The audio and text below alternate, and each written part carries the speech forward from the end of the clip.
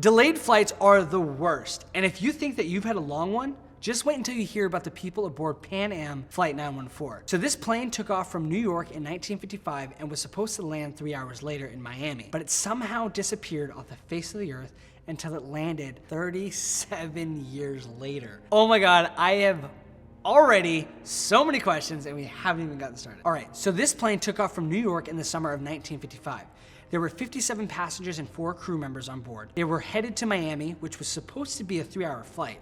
But when their scheduled arrival time came around, the plane was nowhere to be found. So right now, it just seems like there could have been a short delay from winds or something like that. But things are about to get crazy. Shortly after takeoff, the air traffic controllers at the New York airport lost signal of the plane.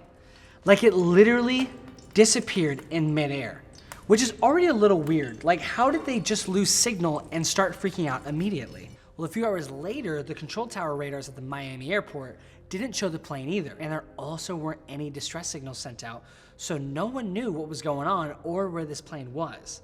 At this point, the air traffic controllers at the Miami airport are starting to panic. They contact the tower in New York, who tell them the plane just disappeared from their radar. Okay, so how do they not think to give them a heads up? Like, all it takes is a little, hey, we somehow lost an entire plane with 61 people on it. Let me see if it shows up. Authorities believe the plane must have crashed somewhere, which makes sense. If a plane disappears off the radar and doesn't land where it's supposed to, that seems like the only explanation. Rescue teams were immediately sent out, but they never found any signs of a plane crash. No bodies or plane's remnants were discovered anywhere. So the next thought is, the plane had to have had landed in the ocean. The route it was supposed to take passed over the Atlantic, so that would make the most sense. But even if that were the case, you'd think the flight crew would send out a signal for help or use their emergency equipment, you know, like the life jackets and the rafts and stuff, you know? There had to be some evidence of the plane if it landed in the water and the rescue teams never found any. If I were a 57-passenger plane, where would I be? Well, the case was never really solved, but an official statement was made saying that the plane had crashed and everyone on board passed away. That must have been so hard for the families of the passengers. They got no closure at all, other than being told that their loved ones must have passed away in a plane crash. But they didn't know where and had no proof to back it up. So for 37 years, everyone thought that this plane had mysteriously crashed and sank in the ocean, wiping out everyone inside. But then something insane happened. One fall day in 1992, Juan, an air traffic controller in Caracas, Venezuela, was going about his normal workday. He had just showed up for the day, made a cup of coffee, and sat at the desk to monitor flights. Suddenly, a new dot just popped up on the radar. Out of nowhere. Juan was confused because all of his flights were accounted for. He thought it may be a mistake and checked the radar readings several times, but all the readings were correct, and as it got closer, Juan and his coworkers were actually able to see the physical plane. It was a DC-4 McDonnell Douglas aircraft, which is a super old plane that uses propellers instead of modern turbines. Juan thought it was weird that he saw that type of plane because it's not really flown anymore.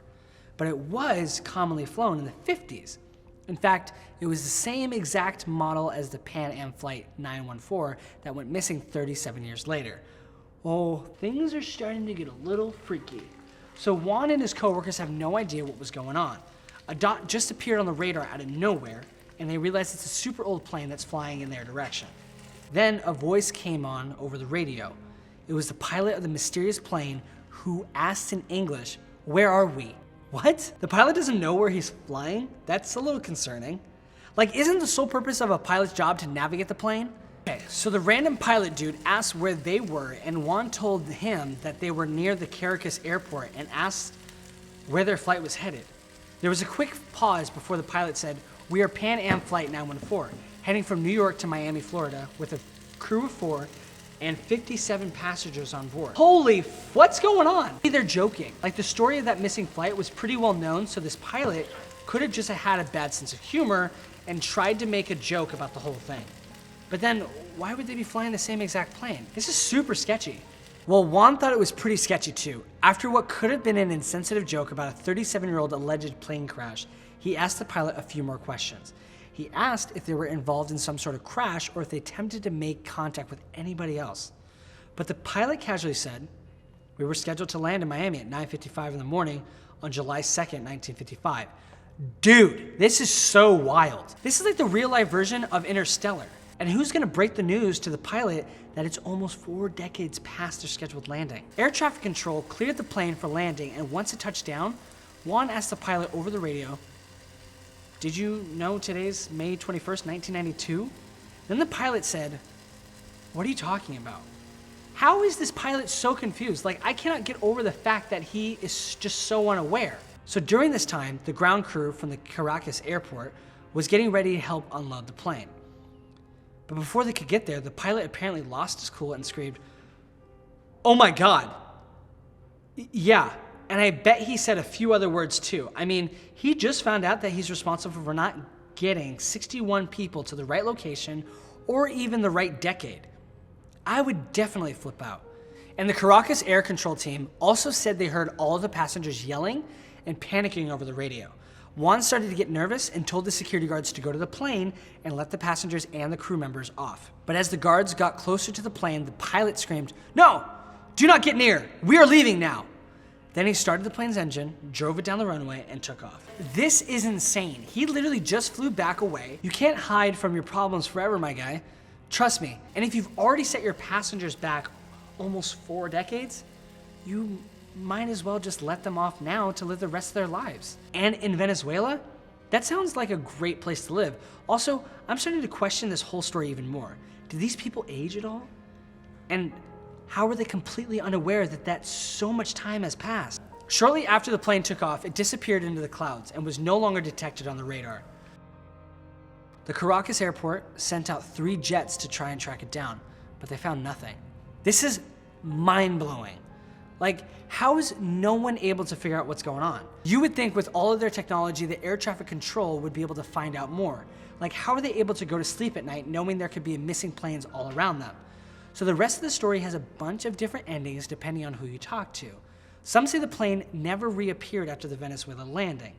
Others don't even think the whole Venezuela thing happened in the first place and that the Pan Am flight never showed up after leaving New York in 1955. And some people actually believe the plane landed hours later in Miami, where they let out the passengers who looked like they never aged one bit. There aren't many details about the second landing, but apparently the staff at the Miami airport checked their records and confirmed that this plane was the same exact one that took off in New York 37 years earlier. They were shook. And yeah, I'd be questioning my whole life up until that point. Like, is time travel really a thing? Did this plane really have enough fuel to stay in the air for 37 years? Or enough food to at least last them that long? And don't even get me started on the bathroom. Ugh, okay, enough backroom talk. Let's get back to this theory. So the airport staff had a lot of questions too. They held everyone for a few hours for interrogation. They were also probably stalling a bit while they were trying to figure out what to do with the passengers. Yeah, like, did they even have passports or anything to verify who these people were? How did they know these weren't strangers posing as the same passengers from 1955? Like, these people could have created a replica of the plane to sneak into the US for some reason. Well, despite the confusion, the passengers and crew members were released and sent home. Somehow, these long-lost passengers were reunited with their relatives. And get this, the passengers apparently hadn't aged at all. So first of all, that had to be just so weird. These people already coped with the fact that they lost their loved ones, and I'm sure some of them remarried too. But like, imagine being one of these passengers who just realized you missed the last 37 years, and now you're meeting your wife's new husband? Damn, that's tough. So while all 3 articles printed in the Weekly World News were of the same event, some of the details didn't match up between the pieces. This seems to be their whole MO. And on top of that, of this not so credible newspaper publishing the same article 3 different times with jumbled details, in the last 2 times they printed it, they used pictures of 2 different men for Juan. As if things weren't already embarrassing enough, the news outlet printed a picture in the article that they claimed was of the plane when it landed in Miami. But internet sleuths later found evidence that the picture was just a stock photo of a plane from 1935, which is 20 years before the plane took off. And it apparently wasn't even a Pan Am plane either. Talk about fake news. Damn. The only other piece of evidence linked to this case is an old pocket calendar that was supposedly dropped out of the plane when it stopped in Venezuela. The calendar was from 1955, aka the same exact year that the plane initially took off at. Okay, Captain Obvious, that obviously had to be planted, right? Like, how is that the only piece of evidence from a ginormous plane with 61 people in it? Well, somehow, some way, people still think this plane existed, disappeared for 37 years, and landed in Venezuela to pick back up and land in Miami a few hours later. Either way, this story remains a mystery, yet somehow so many people across the country still believe it all happened. But as for me, I believe in UFO, so I'm gonna dig in. Thanks for watching.